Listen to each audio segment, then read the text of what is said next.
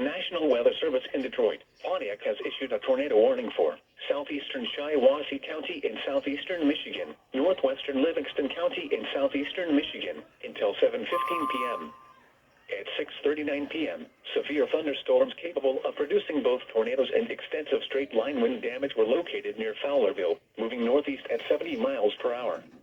Hazard, tornado. Source, radar indicated rotation. Impact, flying debris will be dangerous to those caught without shelter.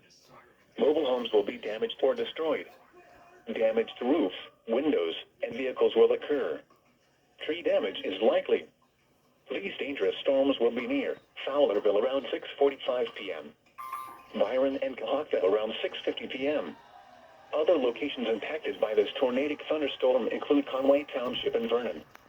This includes the following highways: I-96 between mile markers 125 and 128. I-69 between mile markers 114 and 123. Repeating, a tornado warning has been issued until 7:15 p.m. for the following counties in Michigan: Livingston and Shiawassee.